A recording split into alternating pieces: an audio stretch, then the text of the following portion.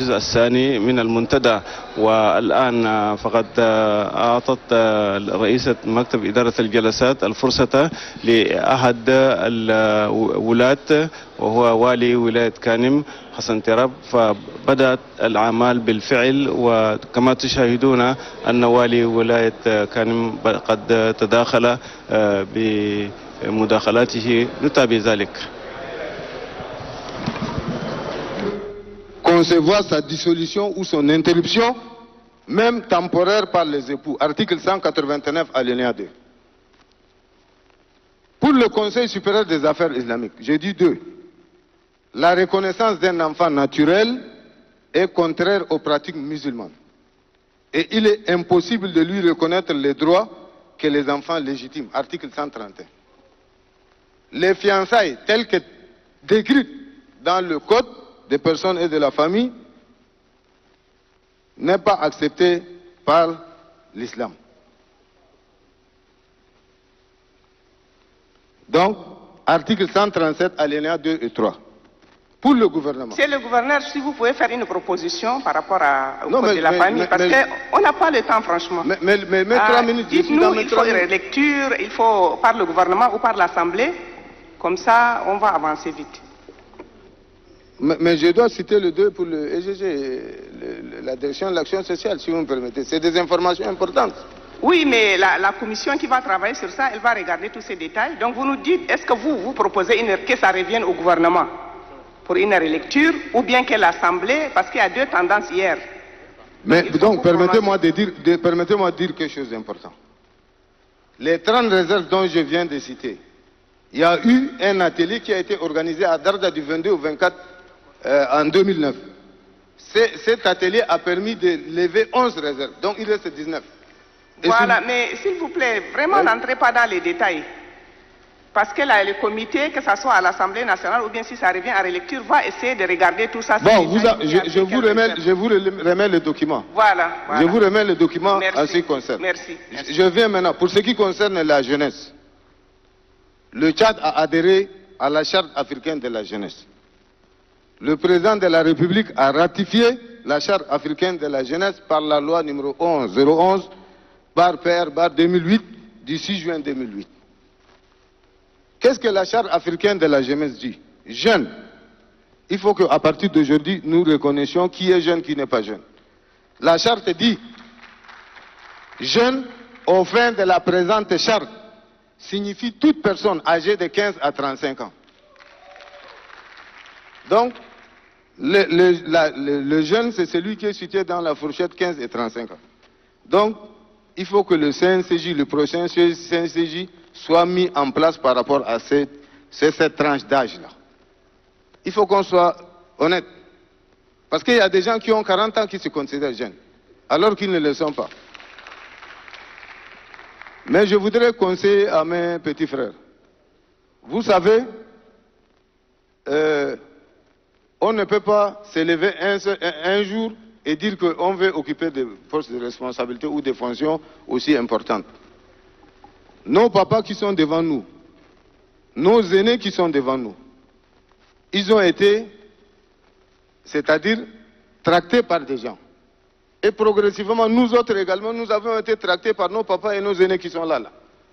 On ne peut pas se réveiller un matin pour dire qu'on arrive parce qu'on a des diplômes. Ce n'est pas les diplômes qui font l'homme. L'homme, ce sont ses valeurs intrinsèques. Et donc, par conséquent, quand vous avez des diplômes, même des grands diplômes, je vous demanderai d'être humble. L'humilité. Et l'humilité doit militer en votre faveur. Mais dire qu'on a des diplômes et qu'on doit bousculer l'ordre, parce que je parle sous le contrôle de Madame l'ambassadeur, une femme qu'il faut reconnaître, qui force l'estime et l'admiration par son comportement et par sa sagesse. Et donc, je voudrais dire, au Mali, par exemple, je donne un exemple, le pays comme le Mali, même si vous êtes dans un rang, dans une banque ou dans une institution, quand un aîné arrive, vous allez reculer pour lui laisser la place. Il faut qu'on adopte ce comportement-là. Et nous l'avons depuis nos aïeux. Donc il ne faut pas qu'on vienne aujourd'hui pour dire qu'il faut intervertir l'ordre, il faut bousculer ceux qui sont là pour aller vite et vous laisser la place. On ne vous laisse pas la place comme ça. Il faut vous accrocher. Il faut respecter les gens. Il faut avoir l'expérience. C'est l'expérience qui fait l'homme. Ce ne sont pas les diplômes. Il faut vous accrocher, il faut être humble, l'humilité. Qu'on vous apprenne, et étudier. Ne pas dire la livre, l'autre, c'est pas comme ça. Le pays, on doit vous le laisser, mais qu'on vous le laisse bien. Je vous remercie. Merci beaucoup, monsieur le gouverneur. Je vais prendre 3 personnes. Monsieur Dibert n'est pas là, n'est-ce pas? Attendez, il ne faut pas que je... Attendez, j'ai les gens qui sont enregistrés. Gouvernement. Gouverneur, j'ai Madame Diamra et Monsieur Hassan Saline. Monsieur Hassan Saline est dans la salle, prenez la parole, excusez-moi. D'accord.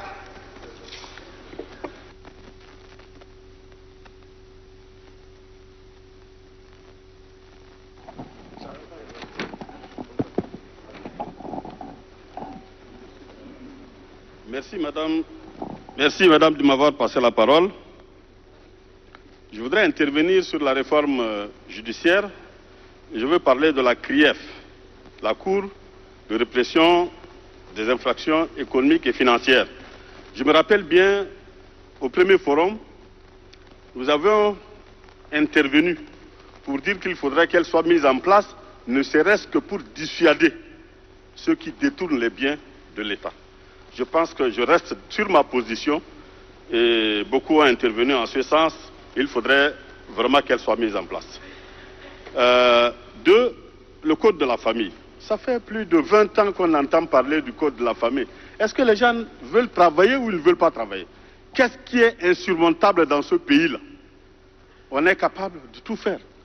Il suffit que les gens se mettent au travail et il verra le jour, Inch'Allah.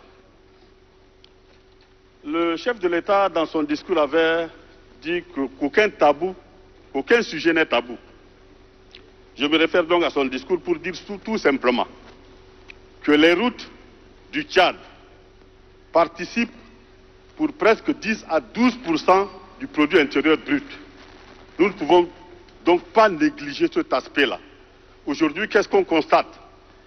Sur un réseau de 6200 km prioritaire, 3000 a été construit, a été bitumé, je veux dire. Mais cela n'est pas le problème. Le problème est sur l'entretien. Depuis 2000, nous avons mis en place, j'étais encore directeur de route, nous avons mis en place un fonds d'entretien routier de 2e génération. Ce fonds devait être alimenté par des ressources pérennes. Il a marché très très bien. Et au lieu qu'on avance, on est en train de reculer parce que ces ressources qui étaient pérennes ont été récupérées pour en faire des recettes du trésor. Je voudrais à ce niveau qu'il y ait une résolution, parce que si on n'entretient pas ce réseau, les routes vont disparaître et c'est un peu, au lieu que les routes participent pour le PIB, pour augmenter le PIB, elles vont participer pour la pauvreté. Donc vraiment, je voudrais bien que le forum prenne une résolution pour dire tout simplement que ce fonds d'entretien routier doit avoir des ressources pérennes à hauteur de 20 à 30 milliards de francs CFA. C'est avec cette condition seulement que nous serons en mesure d'entretenir nos routes que nous avons construites avec beaucoup d'argent. Pour les jeunes, le maréchal ne les a pas tout oublié. La preuve est qu'il avait organisé des forums. Le forum sur l'agriculture, le forum sur l'élevage, le forum sur l'énergie, le forum sur les technologies de l'information et de la communication. Si pour le dernier forum, les jeunes se sont appropriés, aujourd'hui, ils sont en train de travailler dans tous les sens. Ce n'est pas le cas pour l'agriculture, l'élevage et l'énergie. C'est vrai qu'à ce niveau, même l'exécution des résolutions n'est peut-être pas au point. Mais il est important, quand on se rencontre dans un tel forum, de penser à ces forums économiques qui ont été organisés par son Excellence, le général maréchal, le maréchal Idriss Déby Itno, qui vont dans le sens du bien-être. Parce que tout ce que nous faisons, la finalité, c'est le bien-être de la population. Pour ce qui concerne l'énergie, par exemple, on veut aller vers le développement. Mais aujourd'hui, je me demande même s'il y a une ville tchadienne qui fournisse de l'électricité 24 heures sur 24 à sa population. Parce qu'aujourd'hui, on ne peut pas travailler sans l'électricité. Donc à ce niveau-là aussi, je pense qu'il y a un effort à faire.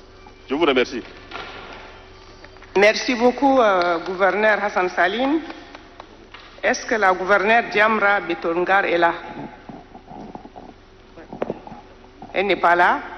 Le gouverneur Djiber Younous? Très bien. Je vais passer maintenant aux 3 personnes des partis politiques. Les partis politiques, j'ai aussi 19 inscrits. Monsieur Mohamed Lazina, il est dans la salle? Bien. Monsieur Younous Ibedou n'est pas dans la salle. Docteur Gaoura Ngarmirti non plus. Alissou Kortom, voilà, vous avez la parole.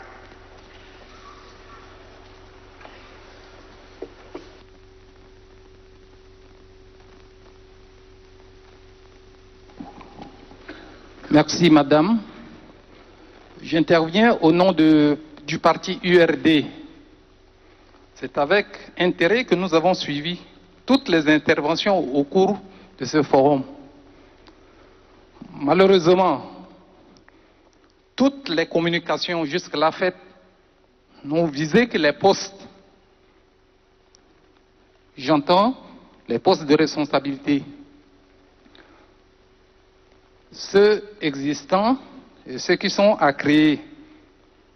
Et mis à part l'intervention d'un ou de 2 participants qui avaient effleurer la difficulté du mieux vivre des Tchadiens, tous sont unanimes d'occulter, je ne sais pas si c'est volontairement ou c'est par intérêt politique, qu'ils ont préféré se taire sur le mieux-être des Tchadiens. Nos compatriotes du Tchad profond se lamentent trop de l'abus d'autorité et du pouvoir, du fait de l'accaparement des terres par des allogènes, fussent-ils autorités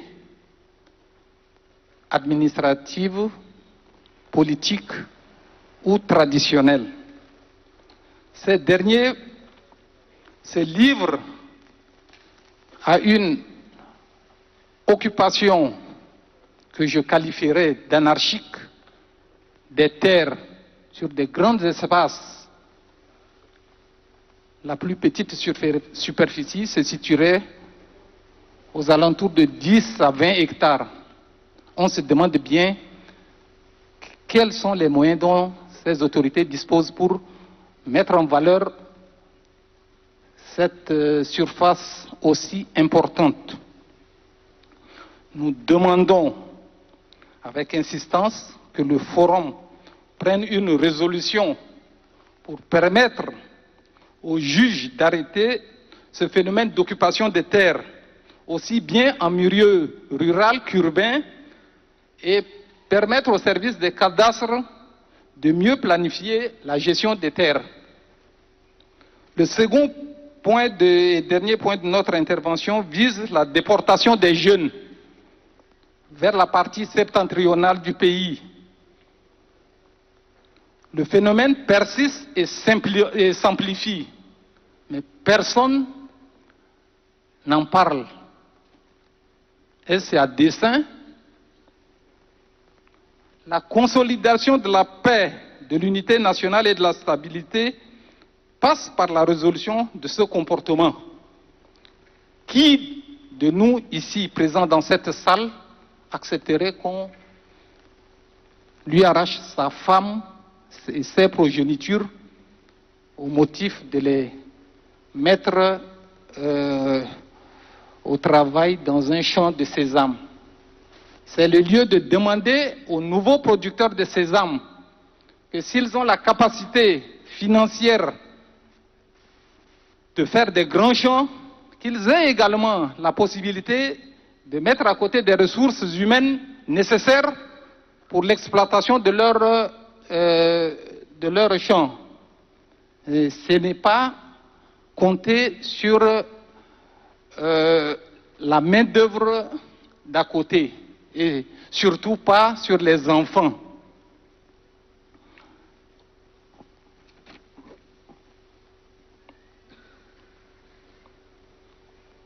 Cette exploitation du travail des enfants porte une atteinte grave à l'avenir des jeunes frères qui racontent tout le temps sur les ondes des radios leurs déboires, et ce n'est pas réjouissant. Cela doit cesser. L'URD sollicite du Forum une résolution qui permette également aux juges de se saisir de cette affaire et de sanctionner tous ceux qui seront impliqués dans cette trafic humain du XXIe siècle. Enfin, l'URD a relevé que toutes les résolutions prises tant au premier forum qu'au second forum, aucune résolution n'a visé nos jeunes frères et sœurs qui sont formés dans les grandes écoles nationales d'instituteurs bacheliers ou de celles de formation sanitaire et qui sont délaissés. Nous estimons qu'il ne faille pas exclure cette frange importante de la société et que le Forum veille bien prendre une résolution allant dans le sens de leur intégration. Je vous remercie.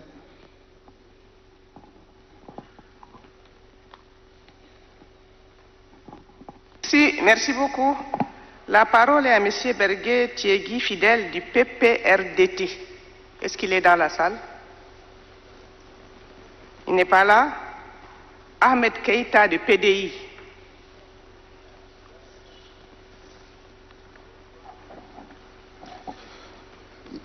Merci Madame de m'avoir accordé la parole. Je joins ma voix à celle de ceux qui m'ont précédé pour vous féliciter du travail que vous êtes en train de battre. Je félicite également le comité d'organisation pour nous avoir permis cette occasion où nous débattons de tous les problèmes au Tchad. J'interviens ici par rapport au thème 6 relatif à la promotion de la femme et de la jeunesse. Dans la résolution numéro 12, il est dit qu'il faut procéder à la réforme du système éducatif et selon le document, la réforme est entamée par la création des académies, ce qui est une bonne chose, mais il reste la réforme de l'école en général. Cela peut aussi être apprécié positivement. Cependant, il y a aussi au passé plusieurs réformes. Et quel a été l'impact de ces réformes-là? Cette question nous interpelle tous sur l'origine, la source de problème de l'école tchadienne. Nous sommes tous interpellés car ne dit-on pas que l'éducation c'est l'affaire de tous? Et dans les pistes d'amélioration, il est proposé qu'il faut impliquer tous les acteurs intervenant dans le domaine éducatif. Mais je pense que, comme je l'ai dit tout haut, il faut des regards extérieurs, des yeux extérieurs également dans cette réforme pour que cela puisse être pertinent. Sinon, au niveau de l'éducation, c'est tout le monde qui est concerné par l'éducation. Ce n'est pas seulement les gens qui sont impliqués dans le système éducatif. Et je m'en vais vous dire que l'école tchadienne a beaucoup de problèmes. Je vais citer quelques exemples. Il existe, par exemple, ce qu'on appelle des classes multigrades dans le primaire. Nous sommes au XXIe siècle. Et cela est dû à quoi? Tout simplement parce que le nombre d'enseignants n'est pas suffisant. Et vous prenez une école, il y a 2 enseignants qui travaillent du CP1 jusqu'au CM2. Et donc, un enseignant peut travailler avec des élèves pour 3 niveaux, quelquefois pour 2 niveaux. Alors, est-ce que vraiment on peut avoir la qualité de l'éducation par rapport à cette attitude? Il arrive également que des instituteurs qui enseignent dans le secondaire, quelquefois, vont jusqu'en classe de terminale. Vous voyez, ça, c'est un sérieux problème. Un instituteur bachelier qui enseigne dans une classe de terminale, vraiment, c'est un sérieux problème. Dans certaines localités, il faut attendre l'épiaison des milles ou alors des herbes et par la suite utiliser les tiges pour construire des classes. Mais je pense qu'il faut arrêter quand même et faire des efforts dans le sens de réduire les classes avec des tiges, avec les tiges de mil ou alors des herbes, etc., etc. Sinon, l'année scolaire qui dure 9 mois quelquefois, à cause de cela... S'il vous plaît, est-ce que vous pourrez faire des propositions concrètes? Parce que vraiment, on n'a pas le temps de développer beaucoup d'arguments. Je crois que au niveau de l'éducation, on prend de très bonnes décisions, mais il manque les mesures d'accompagnement. Par exemple, on a créé des lycées scientifiques. C'est une bonne chose, mais il n'y a aucune mesure d'accompagnement pour assurer les expériences dans les classes. On crée également des établissements sans maître. Et là aussi, c'est un problème. Au supérieur, nous avons, comme l'a dit déjà un collègue, quelqu'un ici dans la salle, il y a des bourses Concours qui soutiennent la formation des enseignants. Nous souhaitons que cela puisse se poursuivre parce que cela contribue également au bonheur de l'éducation tchadienne. Nous pensons à notre humble avis que la concrétisation des fonctions publiques locales peut contribuer à réduire le problème de chômage dont souffrent les jeunes. Donc, il faut accélérer ce processus-là pour permettre aux jeunes d'être intégrés ou de participer aux activités de la République. Enfin, nous proposons également de relever le quota par rapport aux femmes de 30% à 40%, vu la qualité du travail que vous avez abattu, et dans le présidium et dans le comité d'organisation. Voilà, de façon vraiment ramassée, les préoccupations que je tiens à vous présenter ce matin. Merci. Beaucoup, M. Ahmed Keïta. La parole est à M. Absakin Haroun, chef de parti.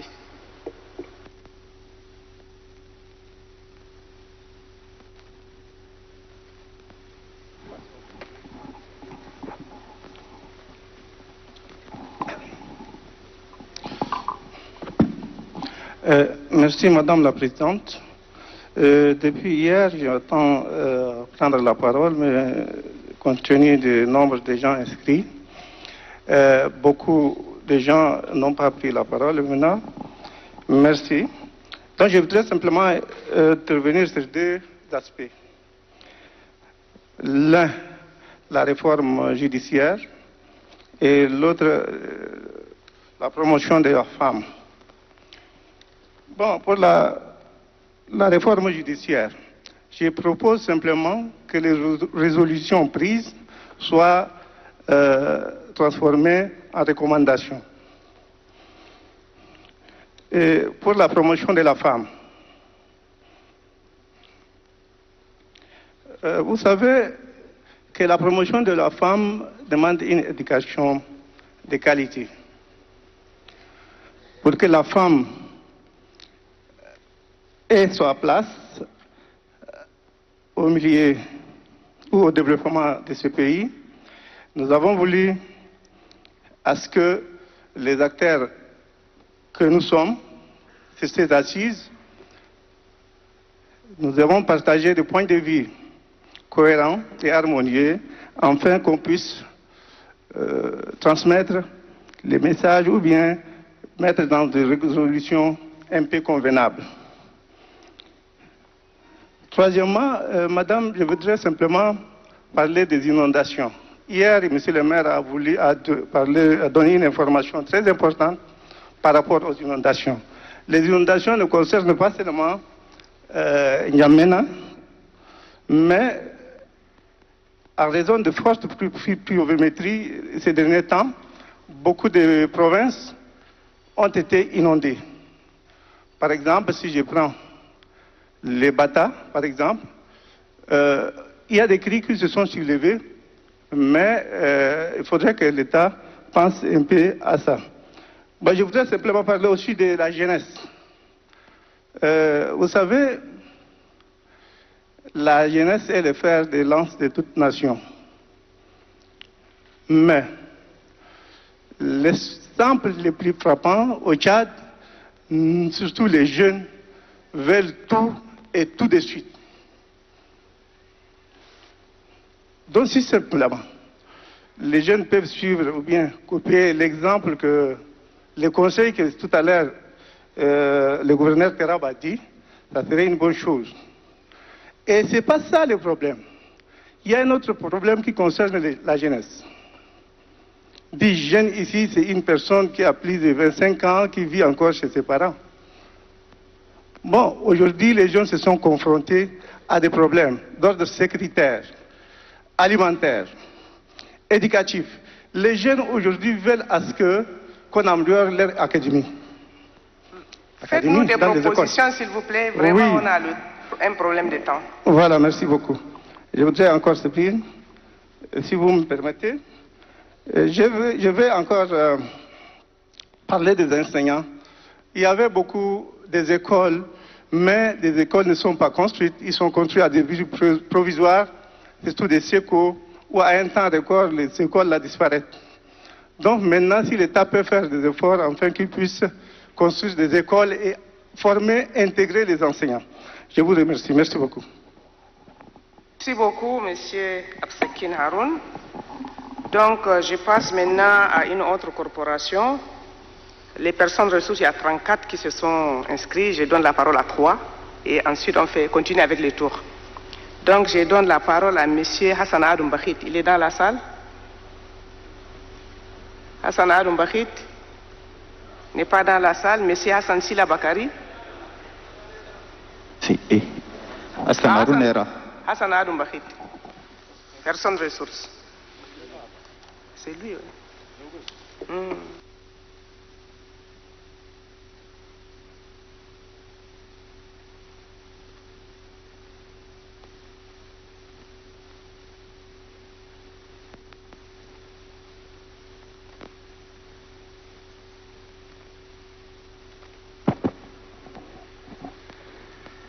Merci beaucoup, madame. Je voudrais parler un peu du thème la justice. Nous avons tous écouté hier et avant-hier nos frères magistrats parler un peu de tout ce qui ne va pas au niveau de la justice. Ils ont mentionné, si j'ai bonne mémoire, le manque de moyens, l'obstruction à l'exécution des jugements, l'application, la non-application des jugements, les interférences politiques et également le recrutement du personnel non qualifié. J'aurais aimé un peu que nos frères nous parlent également de leur corps ceux qui constituent la magistrature, ceux qui sont chargés de rendre la justice, la moralité. Il est dit hier qu'il y a des brebis galeuses en leur sein, c'est vrai, mais ces brebis galeuses sont rentrées comment? Parce que le statut de la magistrature est l'un des statuts les plus vieux, le premier qui a été adopté par le gouvernement en 2015, juste après la CNS. Le premier parmi les statuts particuliers. À l'époque, leurs aînés ont très bien ficelé le document, mais dans l'application, il y a également des modes opératoires qui se sont introduits et qui ont carrément annihilé ce que l'esprit de ce statut particulier, naturellement en ouvrant un peu les brèches pour faire rentrer ces brebis galeuses dont on parlait. Alors, un initié me raconte du palais de justice. Il y a à N'Djamena, il y a 3 lieux qui sont fréquentés par des délinquants financiers. Le ministère des Finances, le Trésor et la justice. Ceux qui fréquentent le tribunal, c'est-à-dire le palais de justice, puisque c'est public, ils viennent, ils observent les jugements, la partie qui défend et la partie qui réclame. Les débats. Quand ils constatent que le débat est en train de pencher sur un à la sortie, ceux qui sont venus regarder un peu le jugement, ils vont approcher un peu cela pour dire écoute, ton histoire là, moi j'ai vu que tu risques de perdre, je peux te sauver de l'affaire. Ah bon? Oui, oui. J'ai vu un tel, j'ai vu un tel, j'ai vu un tel. Si tu les intéresses, tu vas sortir de l'affaire. Ok. C'est lui qui fixe le montant. Et c'est comme ça. Au niveau également du ministère des Finances, il y a des démarcheurs, des bons de commande, les bons de trésor et tout ce que vous voulez. Ça, c'est connu de tout le monde. C'est un marché. Alors, ceux-là, au niveau de la justice, on ne parle pas de leur moralité, on ne parle pas de ces pratiques déviantes. On parle seulement du manque de justice, le manque de moyens. L'État a beaucoup fait par rapport aux autres secteurs. C'est vrai, il faut le reconnaître. Il y a encore des manquements. Alors, je souhaiterais que les magistrats parlent un peu en leur sein comment nettoyer ces brebis galeuses. Il y en a. Et ils le savent. Sans parler de ça, ils vont seulement dire que ah, l'État ne fait ça, l'État ne fait ça, le garde de sceaux, ceci. D'accord. Mais il faut que vous-même, votre secteur, votre métier, il faut que vous rendiez la justice équitablement sans regarder le visage de l'individu ni sa poche. Dans ces conditions, notre justice va se redresser. Quand on fait des critiques, il faut savoir également nettoyer devant soi. Un bailleur de fonds me disait, écoute, votre justice là n'est pas crédible. J'ai dit comment? Non, non, chez vous les jugements, solvable égale, comment on dit? Non, solvable égale, non, coupable égale solvable. Voilà, c'est le terme. Alors, même à l'extérieur, la crédibilité d'un État, c'est d'abord sa justice. Parce que les conflits sociaux, les conflits financiers, les conflits d'intérêts, tout ceci se résume dans le jugement. Moi, j'aimerais bien que vraiment nos frères là parlent également un peu en leur sein comment nettoyer ça. Vous n'avez pas fait de suggestions, ni au garde des Sceaux, ni à la présidence, qui est le chef suprême de la magistrature. Dans ces conditions, vous ne pouvez pas toujours dire que charger les autres et puis vous dire que nous sommes vraiment clean et tout clean. Non. Je souhaite exactement, encore une fois de plus, regarder un peu dans la maison. Servir l'État, c'est servir également le peuple.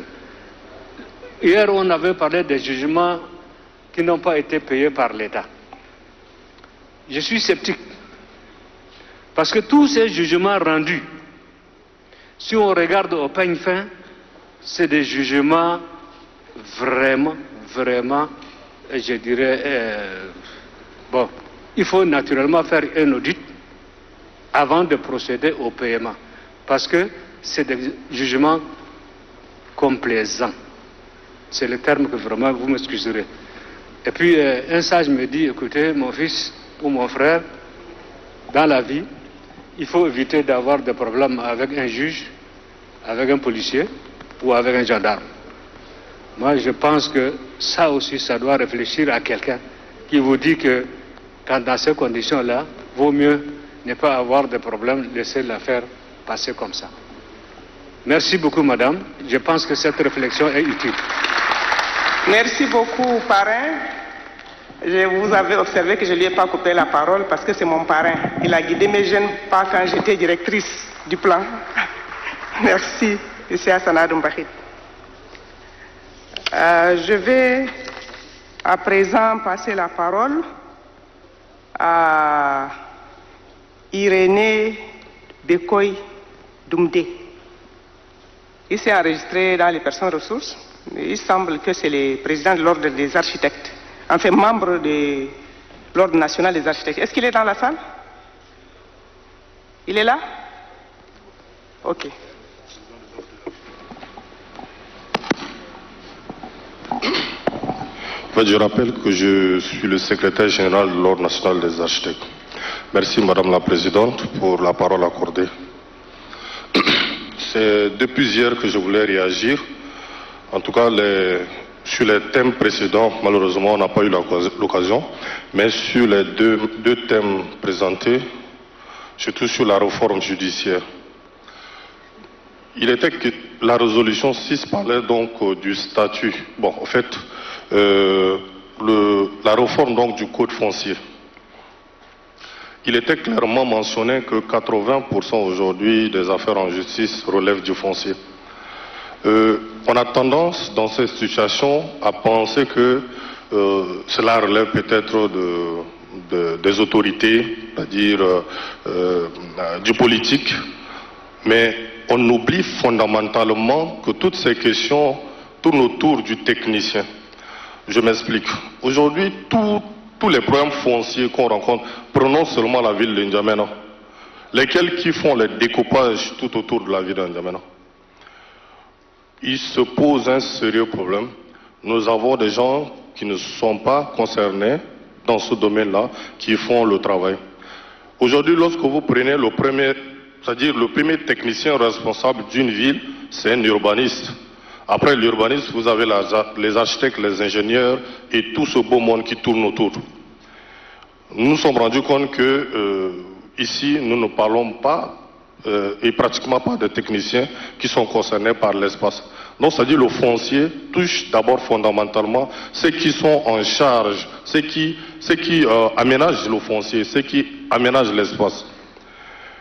Et récemment, cette question, en fait, cette résolution 6 touche un peu à la résolution 12 du thème qui parlait donc du statut de la ville de N'Djamena. Avant de parler même du statut de la ville de N'Djamena, N'Djamena c'est une ville qui a perdu son identité. Pourquoi? Je m'explique. Nous avons aujourd'hui d'autres villes, lorsqu'on parle par exemple de Bamako, lorsqu'on parle de Ouagadougou, on connaît à peu près à quoi ces villes ressemblent. Je ne parle pas des immeubles, mais je parle donc du patrimoine de ces villes-là. Aujourd'hui, au Tchad, particulièrement N'Djamena, mais nous avons effacé notre passé. Je prends l'exemple pathétique, c'est-à-dire le camp Koufra, qui est le centre de commandement, d'accord, où l'armée tchadienne a répondu à l'appel du général de Gaulle pour la première fois. Nous avons effacé le passé de notre armée, par exemple. D'accord? Prenons la gendarmerie, même chose. Prenons tout le quartier Bololo. Nous avons une architecture typique à nous, des maisons qu'on appelait des maisons en dourdou, qui résistaient des demi-siècles. Aujourd'hui, on construit des maisons en béton qui tombent. D'accord? récemment, un château construit avec beaucoup d'argent de l'État est tombé. On n'en a même pas parlé.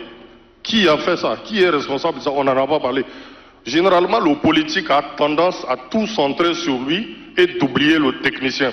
On a vu les députés parler ici. Bientôt, nous irons en campagne. Qu'est-ce que vous avez préparé pour les populations?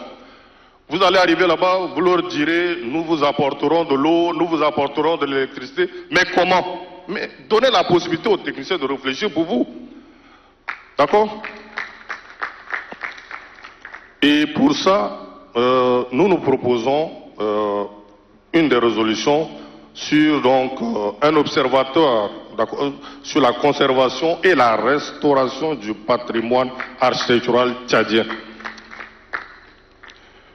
Et ensuite, revenons donc à la question donc des jeunes. Aujourd'hui, vous avez beaucoup de jeunes qui sont formés, qui sont des techniciens. Quand je dis des jeunes techniciens, vous avez des architectes, des ingénieurs, tous les corps, en tout cas qui relèvent donc des BTP, qui sont là, qui sont formés, malheureusement qui ne sont pas utilisés. Aujourd'hui, vous avez, tout est concentré en N'Djamena. Vous arrivez par exemple un peu en dehors de la ville de N'Djamena, même les sous-préfectures ou certaines provinces de la ville de N'Djamena, vous n'avez pas de techniciens. Alors que c'est inscrit très clairement dans les prérogatives des collectivités locales un certain nombre de compétences. Je vais parler par exemple des aménagements, de tout ce qui relève par exemple du permis de construire, mais vous n'avez pas de techniciens en la matière qui peuvent vous aider. Et pourtant, l'État a formé des jeunes architectes, des jeunes ingénieurs, qui sont nombreux d'ailleurs. Aujourd'hui, nous avons par exemple 90 architectes pour l'ensemble du pays. Mais vous avez des milliers et des milliers d'ingénieurs formés par l'État tchadien, mais qui malheureusement ne sont pas utilisés. On préfère prendre des commerçants pour les mettre à la place de ces jeunes-là. Donc je pense que les politiques ne viendront pas ici distraire les jeunes. Vos intérêts sont ailleurs. Lorsqu'il est question de la jeunesse, mais donnez la place à cette jeunesse-là, au lieu de venir et dire ce qui n'est pas en réalité, qui n'est pas vrai. Pour finir, la question de la ville de N'Djamena. Les architectes et une plateforme de tous les acteurs de la ville ont proposé un mémorandum qui peut sortir N'Djamena non seulement de la question des inondations, mais de tous les problèmes qui concernent la ville de N'Djamena. Ce mémorandum est disponible, il a été transmis. Nous espérons que les autorités prendront cela en compte. Parce qu'aujourd'hui, il y a un cafouillage au niveau des attributions et du ministère. D'accord? Merci. Vous avez fait une proposition, c'est bon. Oui, mais il y a une deuxième proposition qui concernera la mise en place d'une agence, d'accord, qui est responsable de la ville. Nous rappelons juste qu'il y a une agence qui a existé déjà avant, la GTIP, et ce serait intéressant de rappeler cette agence et de la remettre sur place. Merci. Merci beaucoup, Monsieur le Secrétaire général de l'Ordre des architectes. Troisième personne ressource, Mahadia Othman Issa. Madame Mahadia Othman Issa. Elle est dans la salle? Elle n'est pas là? Ok. Madame Ramada Abderrahim Ndiaye. Je vais appliquer désormais les 30% dans chaque corporation. Elle n'est pas là. Elle n'est pas là. Ok, donc je vais passer à chercher une autre dame. Madame Fatime Miresile. Si, elle est là.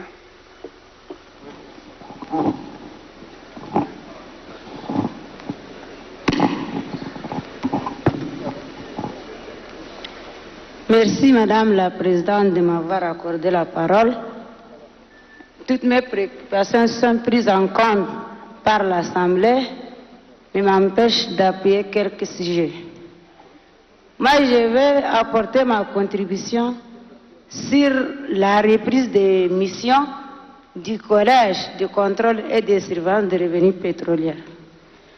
À mon avis, les collèges faisaient le contraire a priori.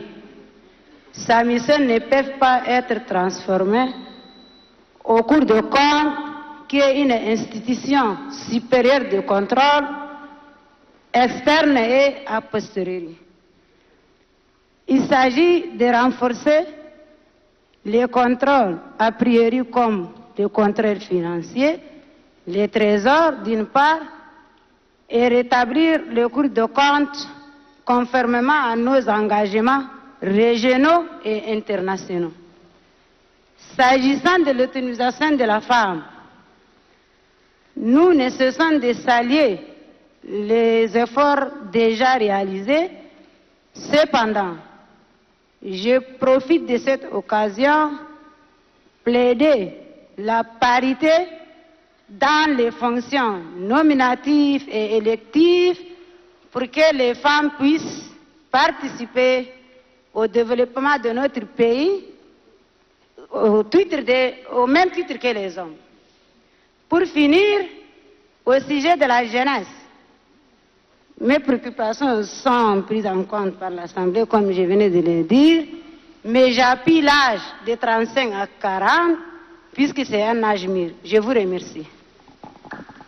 Merci beaucoup, Madame Fatimé. Vous voyez la sagesse féminine, elle a parlé en 2 minutes. Merci. Passe à culture et art.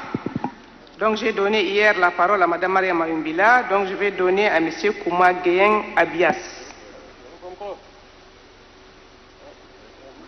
Est-ce qu'il est là? Non. Monsieur Bangbar Doursouma. Mohamed Ali Darsila. Si, il est là.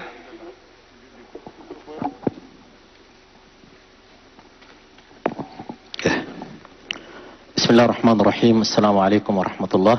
شكرا السيدة الرئيسة ونشكرك على الصبر والتحمل. ونحن اجتمعنا في هذا اليوم التاريخي من أجل تصحيح مسار واقتراحات من أجل تطوير هيكل إدارة دولتنا، وهذا لم يتم إلا بالصدق والصبر والديمقراطية والشفافية الكاملة. اتفقوا كل دول العالم بيقولوا أي دولة عشان تكون مستقلة ومعروفة في العالم لابد أن يكون لها دانديتي دي لا ناسيون، بالعربي أصالة الأمة. والأصالة الأمة تتركز في 3 أشياء: الدرابو اللي هو العلم، والإيب ناسيونال النشيط الوطني، والكلتير الثقافة. تكلموا كثير من الناس في العلم وفي النشيط الوطني، ولكن بالأسف للآن لم نتكلم عن ثقافة تشاد. هنا سؤال: هل تشاد ثقافتها ما مهمة؟ لأنه الثقافة والفنون هي من الشرائح الاجتماعية المهمة. لذلك نحن فنانين تشاد مغيبين تمام من كل مستحقاتنا ومن كل مشاكلنا. وكما بيقول المثل: من لا يملك قوت يوم لم يملك قرار نفسه. ثقافتنا مهمة. يقول المثل الدارجي: هجليك بلدنا ولا تمر الناس. تشاد سي ان باي ميرسي. تشاد سي ان باي لايك، بلد متعددة القبائل. تشاد باي ريش. الكلتير حقنا ده زي الموارد الأخرى، الموارد هنا الزراعة والماشية، إذا كان نحن اتليزي الكلتير حقنا ممكن نمشي فيه والبلد تستفيد. إكزامبل أديس أبابا أثيوبيا، الدولة وزارة الثقافة تجيب الفنان وتفنانسي الإلبون المرق ب 100 مليون 200 مليون، الدولة بتستفيد تشيل 100 مليون تدي الفنان 100 مليون. هل قدم البلد ولا ما قدم البلد؟ كل الشعوب في العالم يقولون أي بلد إذا زار تعرف قدرتها وثقافتها وتطويرها انظر لفنها. إذا البلد الفن حقها متطور بالتالي أكيد البلد تكون متطورة. يا اخواننا ساعدونا ان احنا الفنانين الحمد لله كلنا السيد متعلمين. درسيلا هل تقدر تنتينا اختراعات؟ اوكي ميرسي. عشان ما نتطور ونتقدم نحن اقتراحاتنا كالآتي: مدرسة وطنية للفن والثقافة، مستشار خاص رئاسة الجمهورية متخصص في الفنون الثقافية، ديبيتي في البرلمان يمثل الفنانين. شكرا، السلام عليكم. فاندار وسط. شكرا جزيلا. Je passe à présent la parole à M. Ali Adey. Je suis Vandar, est-ce que je peux... Ah oui, allez-y. Dorsouma.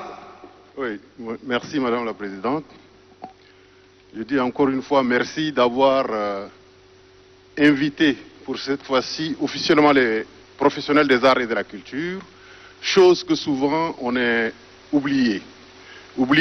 Et ça fait que nous nous sentons souvent abandonnés, nous les artistes. J'ai dit les choses telles qu'elles sont, en se référant à ce document où nous avons senti que la culture et les arts ne sont pas pris en compte. Ça nous a vraiment fait beaucoup de mal. Et nous nous disons que cette fois-ci, le Présidium et tout...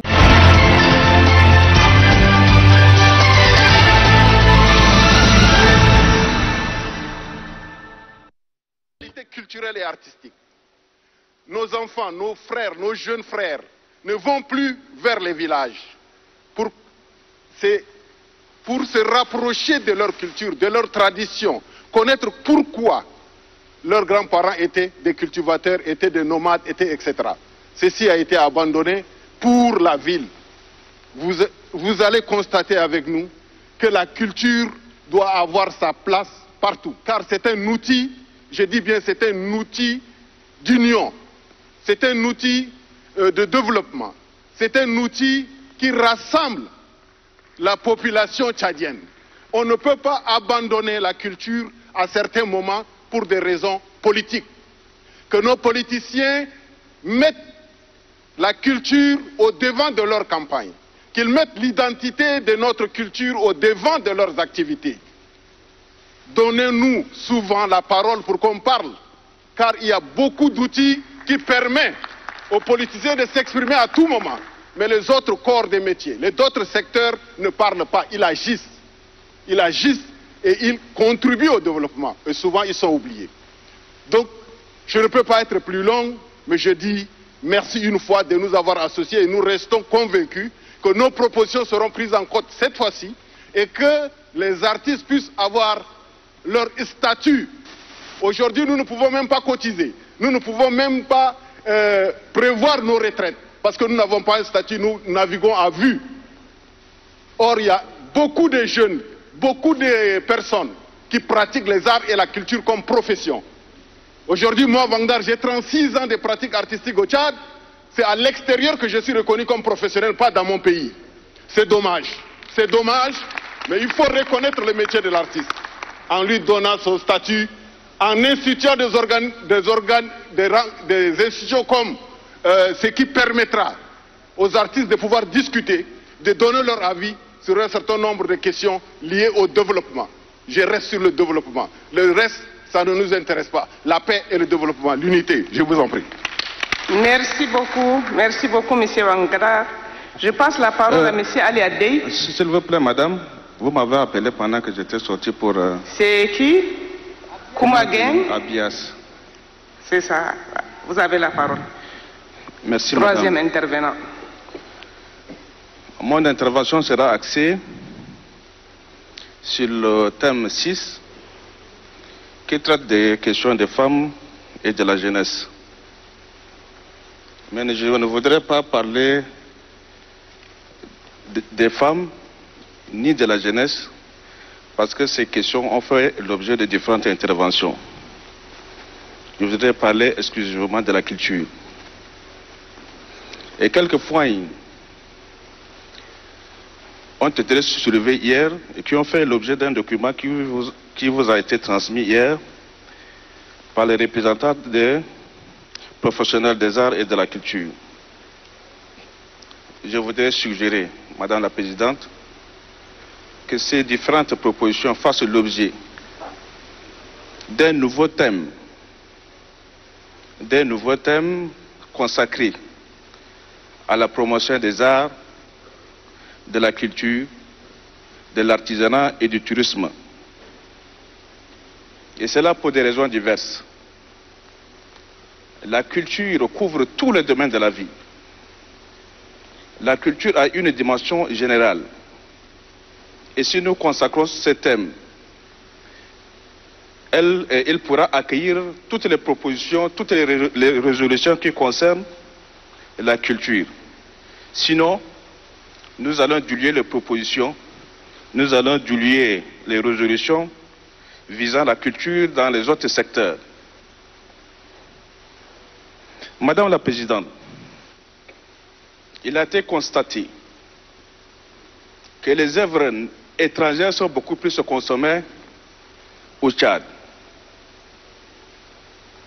Et cette situation a des répercussions négatives sur la promotion de la culture et de l'art. L'utilisation des œuvres a fait l'objet des textes au niveau de ACC à l'époque, et je crois bien sûr au niveau du Hama. Il ressort de ces textes que les entreprises de communication audiovisuelle doivent accorder un pourcentage assez élevé au sujet des consommations des œuvres nationales, au détriment bien sûr des œuvres étrangères. Malheureusement, il se trouve que ces textes ne sont pas respectés. Il y a des entreprises de communication audiovisuelle qui privilégient la consommation des œuvres étrangères par rapport aux œuvres nationales. Au niveau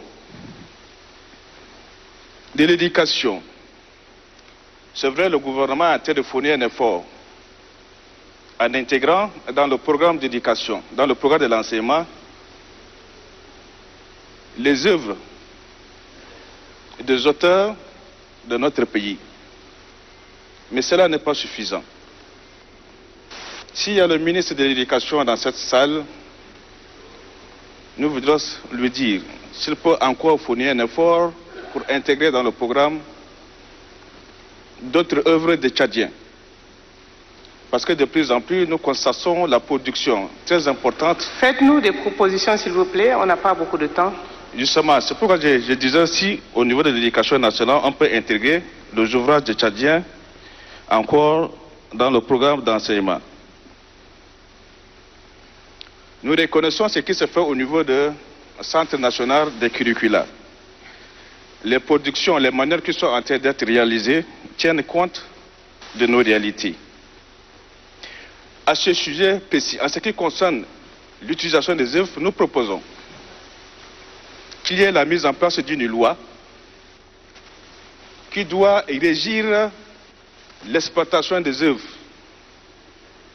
de manière générale, mais en privilégiant la consommation des œuvres nationales.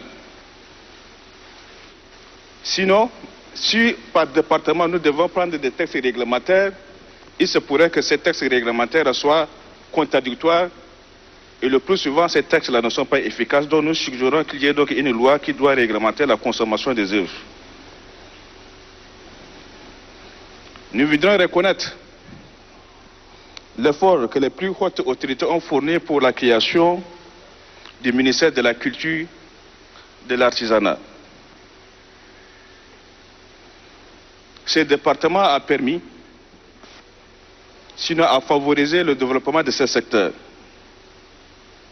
Il vous souviendra que par le passé, la culture a été rattachée dans d'autres départements, notamment le département de l'éducation, le département de la communication, le département de la jeunesse et des sports. Et lorsqu'on rattache la culture à ces départements, ces secteurs absorbent la culture. Parce qu'il n'y a pas donc la considération pour la culture, la préférence est donnée à ce secteur d'activité. Donc nous suggérons que le ministère du développement touristique, de la culture et de l'artisanat soit maintenu, qu'il ne soit plus donc rattaché aux autres départements. La ratification de l'accord, le Florence et le protocole de Nairobi relatif à l'importation des objets à caractère scientifique, éducatif et culturel, qui a fait l'objet de la résolution 16 du thème 6, est très importante. Nous exprimons le vœu que cette ratification soit effective. En ce qui concerne la propriété intellectuelle de manière générale et la propriété littéraire et artistique, il y a un certain nombre de textes qui existent au niveau sous-régional et au niveau national. Mais nous constatons que la population ne fournit pas assez d'efforts pour respecter ces textes. Je vais vous donner des exemples précis en ce qui concerne. Merci, s'il vous plaît. Vous avez épuisé votre temps. Merci. Vous avez fait des propositions très intéressantes. Merci beaucoup. Je passe la parole maintenant au groupe des personnes handicapées. Madame Menodji Eunice, est-ce qu'elle est dans la salle? Elle est là? Je suis là. Ok. Nous sommes là. Merci, Madame la Présidente. Nous, personnes handicapées, sommes très contentes de participer à ce forum. Le premier forum, nous n'avons pas vu un mot handicapé dans le document. Cette fois-ci, nous avons 2 résolutions. C'est un pas en avant. Nous remercions le comité d'organisation et nous remercions aussi tout le monde parce que nous sommes associés au forum.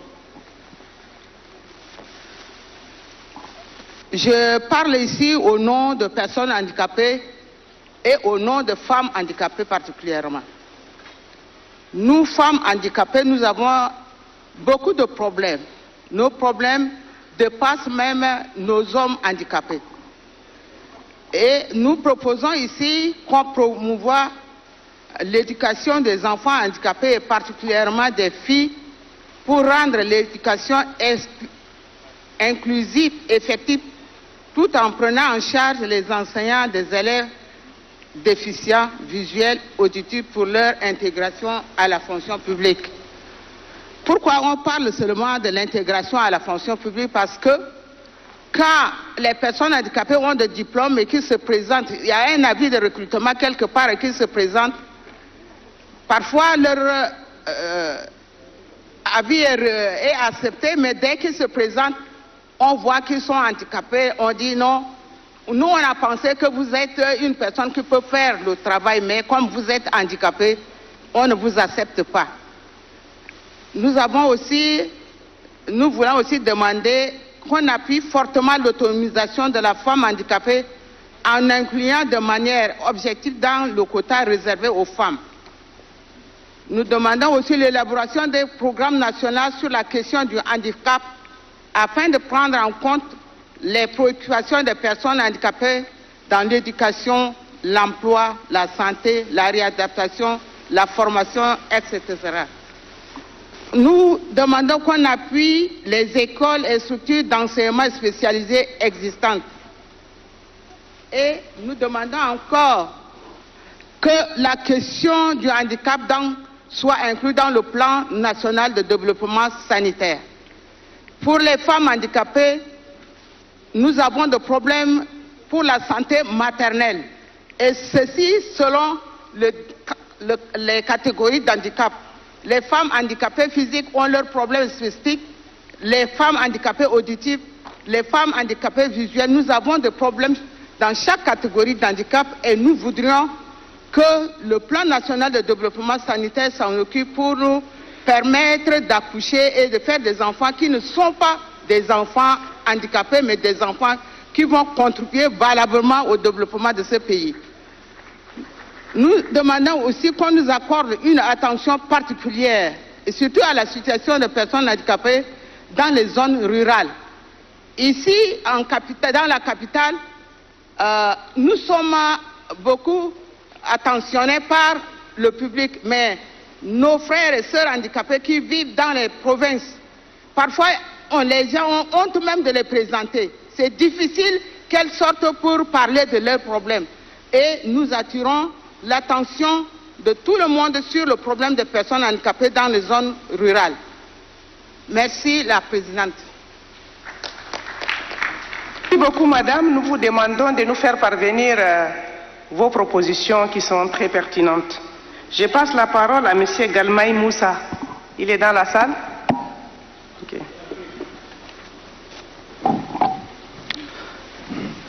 Merci, madame, de m'avoir accordé la parole.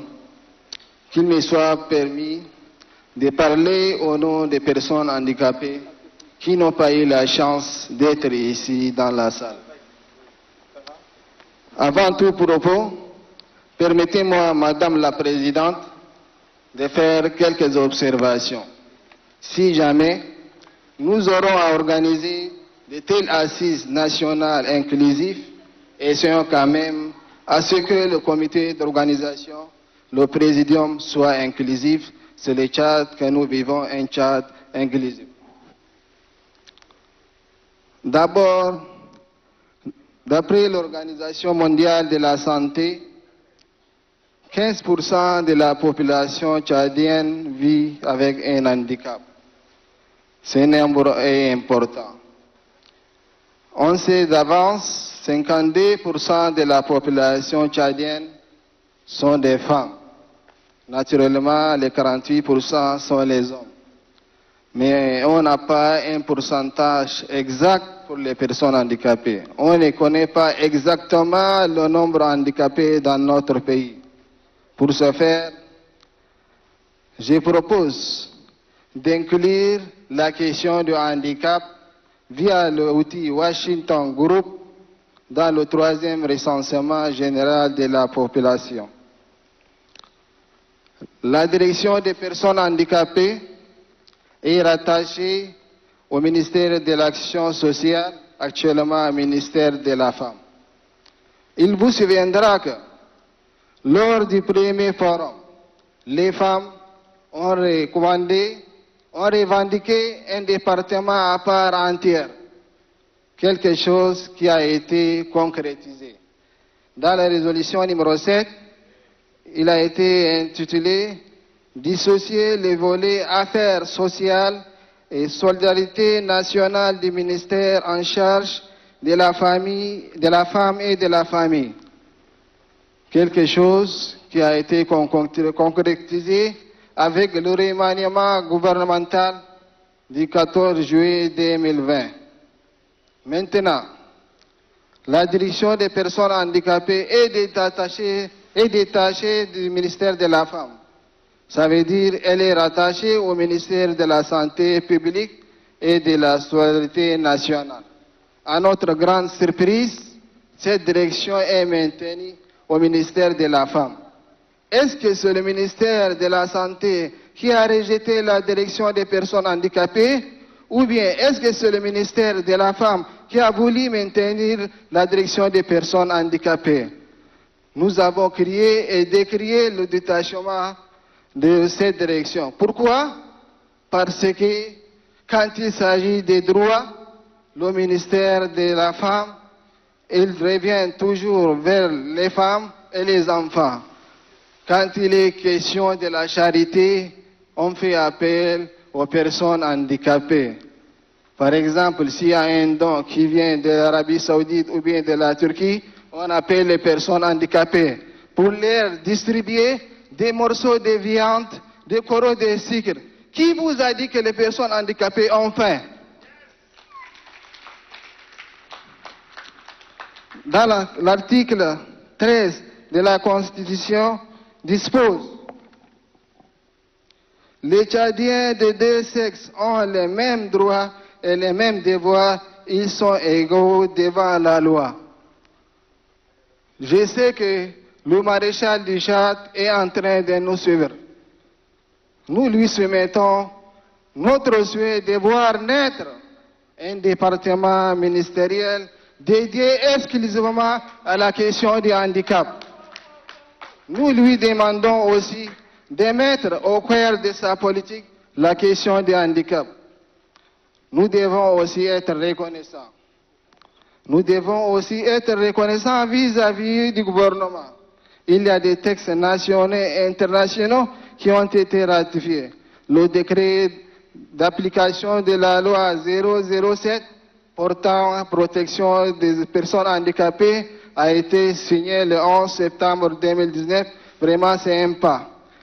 Notre pays a ratifié le 20 juillet 2019 la Convention des Nations Unies relative aux droits des personnes handicapées. Cette convention ne crée pas de nouveaux droits, mais elle veut s'assurer est-ce que les personnes handicapées bénéficient réellement de leurs droits. Vraiment, nous remercions le gouvernement. En ce qui concerne l'emploi, des milliers de personnes handicapées... S'il vous plaît, on a un problème de temps, est-ce que vous pourrez vous résumer? Ok. En ce qui concerne l'emploi, nous demandons un quota dans la fonction nominative et élective. Nous demandons à responsabiliser aussi les personnes handicapées. Et aussi, j'ai une pensée particulière en ce qui concerne la jeunesse, à nos frères jeunes journalistes. Depuis le premier jour jusqu'à aujourd'hui, c'est eux qui assurent la couverture médiatique. Nous devons quand même les remercier. Le ministère de la Communication est composé à plus de 80% de jeunes. Ces jeunes méritent d'être encouragés. Je profite de cette occasion pour demander au gouvernement de leur donner un statut particulier pour qu'ils puissent faire davantage leur travail. Et je vous remercie.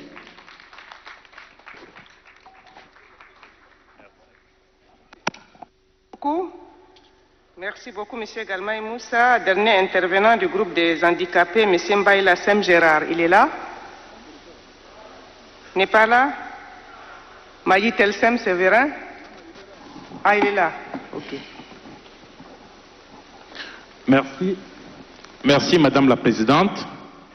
Nous sommes arrivés ici avec des propositions concrètes et certaines propositions ont été déjà prises en compte. Nous sommes organisés et les points sont répartis. Nous voulons, en ce moment précis, revenir sur un certain nombre de choses. Insister sur la création d'un département ministériel. C'est ce qui est important. Moi, je ne fais pas les commentaires. Je vais tout droit. Insister sur la création d'un département ministériel en charge de la question du handicap. Les personnes handicapées, ça peut être les victimes des mines, les victimes des restes de guerre. C'est important qu'ils aient un département à eux. Nous sommes arrivés à ce forum pour faire passer ces points de vue, parce que les personnes handicapées de tout le Tchad regardent. Les autorités, comme toute la population tchadienne, résument les personnes handicapées à ces personnes-là qu'il faut toujours assister. Nous sommes d'une nouvelle génération de personnes handicapées et gardez vos aumônes à ceux qui en ont besoin. Il faut que cela soit bien clair dans vos esprits. Quand c'est le moment de faire des aumônes, vous cherchez les personnes handicapées. Mais quand il est question de leur donner des possibilités pour qu'eux aussi puissent s'affirmer, eux aussi puissent contribuer à l'effort ou au renforcement de la démocratie ou alors de la construction du développement, les personnes handicapées sont mises à côté. Nous ne sommes pas là pour ça. Nous sommes là pour demander à ce que la place qui revient aux personnes handicapées leur soit octroyée. Désormais, nous sommes les acteurs de développement, mais nous ne sommes pas là les consommateurs de vos aumônes, s'il vous plaît. Que cela cesse. Les personnes handicapées ne sont pas là pour demander des aumônes. Il faut que ça soit bien clair dans vos esprits. Quand c'est le ramadan, on cherche des personnes handicapées pour leur donner des petites enveloppes de 100 francs et de 1000 francs. Est-ce qu'on est là pour ça, s'il vous plaît? Nous ne sommes pas là pour vos aumônes, là, s'il vous plaît. Donnez-nous la place qui nous appartient, parce que nous avons aussi notre pierre de contribution à apporter dans ces pays-là. On doit se respecter dans ces pays. Ne laissez pas les personnes handicapées derrière. Désormais, nous allons être des acteurs. Nous allons être très regardants à ce point de vue-là. La création d'un département ministériel pour les personnes handicapées. la création des départements ministériels gérés par les personnes handicapées et pour les personnes handicapées. La création des départements ministériels gérés par les personnes handicapées pour les personnes handicapées. Cela soit bien clair. Je vous remercie. Merci, c'est noté.